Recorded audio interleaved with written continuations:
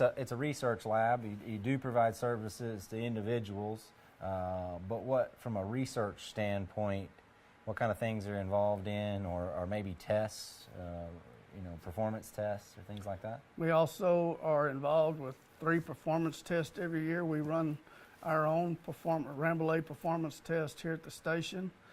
We are also running all the samples from the North and South Dakota Ram test, and then we have an Angora goat test, which is going on right now. Will end up end of July or something like that, mid to end of July.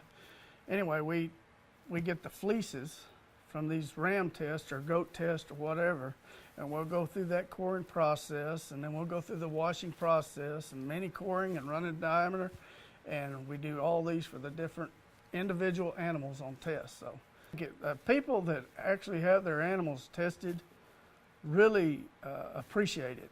They really appreciate knowing what their animals are.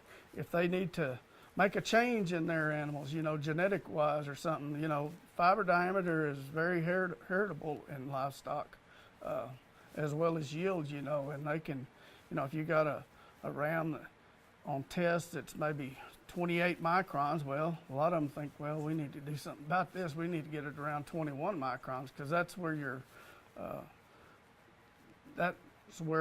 your price is, at the finer end of that. I mean, you get better prices for the finer the fleece is. So same way with mohair. Kid mohair is bringing what, $9 a pound or something like that, whereas adult, which is 34 to 5 microns and coarser, is bringing about $5. So Farron, we talked about measuring wool samples, but it's the wool and mohair research lab. What services or technologies do you use to help the Angora goat industry or the mohair industry? Well, basically the same thing. They're all interested in average fiber diameter and lab scarred yield or whatever of the sample. Mohair is a little coarser than wool. Kid varies from about 24 microns or 20 microns up to 24.9 microns. Then you go into yearling and adult and so forth. But everything, there's 3 different mohair is divided into 3 different groups: kid, yearling, and adult, and they're different micron ranges. So usually when we get samples, they will be kid samples, yearling samples, or adult samples, and we separate the different microns for them, or the ranges for them, and run them in here also. And there's a lot of Angora producers that have used this technology in addition to visual grading, to where That's adult correct. does are shearing kid hair throughout their lifetime. All of our goats that we have on one of the ranches, even the adults, I mean, you may call them adults, but their hair that's produced on them is actually in the high kid, low yearling range. It ought to be bringing the price for that.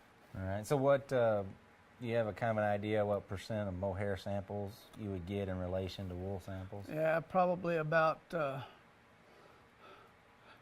98% or 95% of our work is wool and 5% mohair, something like that. Okay. And the wool work, like real fine wool, it's probably about 25% fine wool and about 75% Shetland type wools or something like that, from all over the United States and all over the world. Actually, we get them from England and everywhere. So okay.